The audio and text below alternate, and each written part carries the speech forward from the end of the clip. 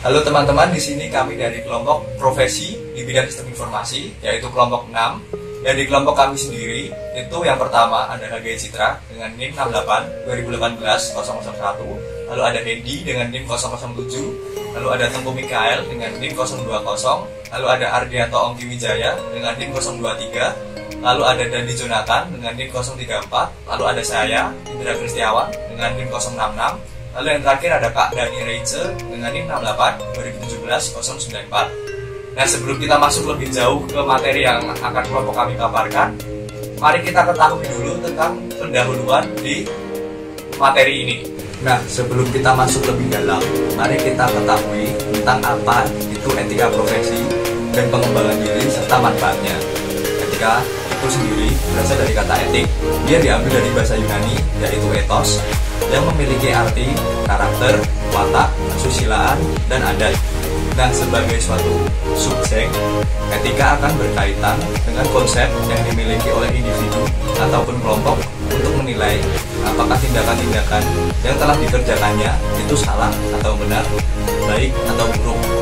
Sedangkan istilah profesi itu dimengerti banyak orang bahwa suatu hal yang berkaitan dengan bidang yang sangat dipengaruhi oleh pendidikan dan keahlian, sehingga banyak orang yang bekerja tetap sesuai pada bidangnya masing-masing. Tetapi dengan keahlian saja yang diperoleh dari pendidikan kejuruan itu belum cukup disebut sebagai profesi.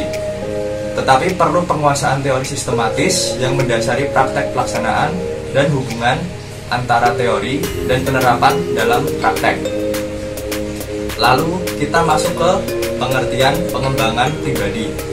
Nah, di Wikipedia itu pengertiannya adalah meliputi segala hal, kegiatan yang meningkatkan kesadaran dan identitas diri, mengembangkan bakat dan potensi, membangun sumber daya manusia dan memfasilitasi kinerja, meningkatkan kualitas hidup dan memberikan kontribusi dalam mewujudkan impian dan cita-cita.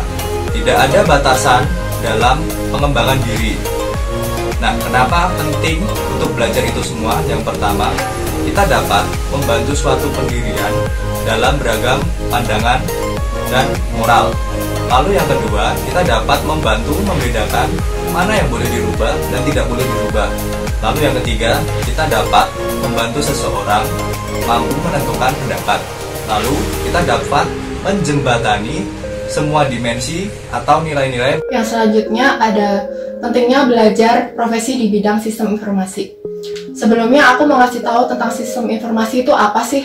Sistem informasi itu adalah jurusan yang dia itu gabungan dari ilmu komputer, ekonomi manajemen, dan bisnis. Fokusnya itu tetap di bidang software atau programming, tapi lebih ke arah penerapan ke bisnis perusahaannya. Oleh karena itu, gak heran banyak mata kuliah yang berbau ekonomi manajemen di jurusan ini.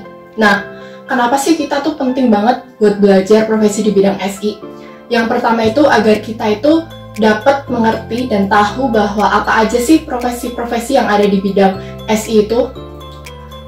Karena banyak banget orang yang beranggapan tuh bahwa profesi di bidang SI itu tuh susah karena dia itu sangkut pautnya tentang coding. Padahal tuh coding itu nggak sesusah itu kalau kita tuh mau buat belajar. Dan yang kedua itu dapat meningkatkan skill kita. Yang ketiga dapat perluas wawasan kita. Dan yang keempat itu dapat mengerti pengalaman yang dimiliki oleh seseorang. Selanjutnya ada rumusan masalah. Yang pertama itu apa saja macam-macam profesi di bidang sistem informasi. Yang kedua, apa saja keterampilan atau keahlian yang harus dimiliki oleh orang yang baru lulus. Yang ketiga, apa saja kesulitan atau masalah yang sering dihadapi pelaku profesi. Yang keempat, berapa gaji masing-masing profesi di bidang sistem informasi. Yang kelima, apa saja macam-macam cara meningkatkan profesionalitas dengan sertifikasi. Manfaat makalah 1. Sebagai referensi bagi mahasiswa sistem informasi dalam mencari pekerjaan setelah lulus. Kedua, makalah dapat dijadikan acuan bagi para lulusan sistem informasi ketika mereka ingin mengambil sertifikasi lanjutan. Ketiga, belajar memahami masalah dan mencari solusinya membuka pikiran untuk memahami permasalahan di lapangan. Keempat, menerapkan ilmu pengetahuan yang dipelajari untuk dipresentasikan di lapangan. Kemudian tujuan makalah. 1. Mengetahui macam-macam profesi di bidang sistem informasi. Kedua, mengetahui keterampilan atau keahlian yang harus dimiliki fresh graduate. 3. Mengetahui kesulitan atau masalah yang sering dihadapi pelaku profesi. Keempat, mengetahui gaji masing-masing profesi di bidang sistem informasi. Kelima, mengetahui macam-macam cara meningkatkan profesionalitas dengan sertifikasi. Oke, kita akan masuk ke kedua, yaitu tentang pembahasan. Ya, jadi di kelompok kami sudah merangkum beberapa profesi khususnya di bidang sistem informasi. Bisa dilihat di situ ada 6 ya. Yang pertama itu adalah network administrator, selanjutnya itu adalah sistem analis, yang ketiga itu software developer, selanjutnya information security analyst, yang kelima itu ada database administrator, yang terakhir itu adalah ERP konsultan. Nah, di sini aku pengen menjelaskan dari masing-masing profesi tersebut ya. Yang pertama itu adalah network administrator. Ini tugasnya itu ngapain sih? Yaitu meliputi penaksiran hal-hal yang dibutuhkan suatu perusahaan klien berkaitan tentang sistem informasi. Jadi orang-orang yang menduduki jabatan ini, dia tugasnya itu seperti kayak menjadi admin dari jaringan suatu perusahaan. Selanjutnya itu adalah sistem analis. Ini tugasnya itu adalah seseorang yang menggunakan komputer dan sistem terkait untuk mendesain solusi dalam teknologi informasi. Jadi orang-orang yang menduduki ini bisa dikatakan mereka lah yang melakukan problem solving dari masalah-masalah yang ada di dalam suatu perusahaan. Gitu. Yang selanjutnya itu adalah software developer. Software developer ini bisa dilihat dari artinya ya. Jadi orang-orang yang mendesain, yang merancang aplikasi yang dibutuhkan dalam suatu perusahaan. Selanjutnya itu adalah information security analyst. Ini bertugas untuk mendesain dan melakukan usaha pengamanan teknologi untuk melindungi berbagai macam fasilitas teknologi informasi. Jadi orang-orang yang berkedudukan di jabatan ini itu tugasnya untuk menjaga data-data yang tersimpan di database dalam sebuah perusahaan. Nggak cuma database, cuman ada beberapa bagian-bagian lain yang perlu ada penjagaannya seperti itu.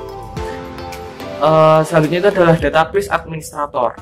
Ini meliputi mengurutkan dan mengatur data dalam susunan tertentu untuk memudahkan pengguna data tertentu untuk mengakses secara eksklusif. Nah, jadi orang-orang yang berkedudukan di jabatan ini, dia tugasnya itu kayak mengatur query-nya dalam database, mencari query yang istilahnya seperti gampang lah untuk bisa masuk ke sistemnya gitu, dan bisa gampang juga untuk penggunanya untuk memakainya seperti itu. Yang terakhir itu adalah ERP konsultan. Profesi ini bertanggung jawab dalam penyesuaian paket perangkat lunak ERP atau yang sering disebut dengan Enterprise Resource Planning terhadap proses bisnis organisasi. Oke, selanjutnya saya akan menyebutkan beberapa sertifikat di bidang sistem informasi. Yang pertama dimulai dari sertifikasi Microsoft. Di sini sertifikasi Microsoft terdapat 4 sertifikat, yaitu MTA, MCSA, MCSE, dan MCSD. Yang kedua ada sertifikasi Cisco. Di sini juga ada 4. Yang pertama CCINT, yang kedua CCNA, CCDA, dan CCNP. Lalu sertifikasi ketiga yaitu sertifikasi CompTIA. Di sini terdapat 4 tingkatan atau tiga tingkatan. Tingkatan pertama adalah usernya memahami konsep literasi dalam bidang TI. Dan yang kedua, tingkatan kedua itu memiliki kompetensi sebagai teknisi komputer. Lalu sertifikasi yang ketiga itu lanjutan dari sertifikasi yang kedua, tapi lebih ke advance. Dan yang terakhir sertifikasi spesial, yaitu sertifikasi yang berhubungan dengan bidang teknologi tertentu secara spesifik. Lalu yang keempat sertifikasi RHCE atau Red Hat Certified Engineer. Sertifikasi ini dikeluarkan oleh Red Hat, salah satu distribusi Linux terkemuka. Sertifikasi ini memiliki tingkatan menengah ke atas dan mencakup logika jaringan.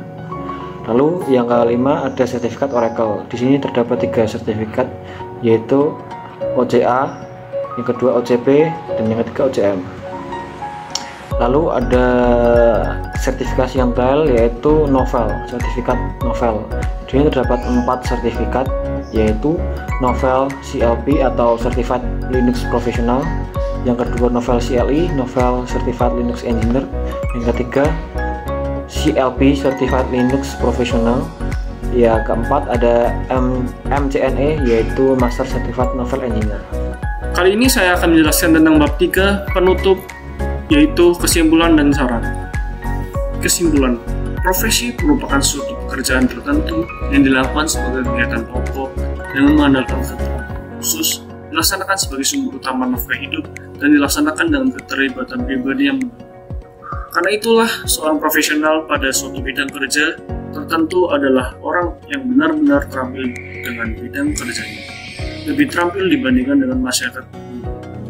Saran, seorang yang berprofesi dalam dunia sistem informasi haruslah berhati-hati dan memperhatikan kode etik dari profesi. Jangan sampai kita melanggar kode-kode etik tersebut. Sekian presentasi dari kelompok kami. Mohon maaf jika ada kata-kata yang kurang berkenan.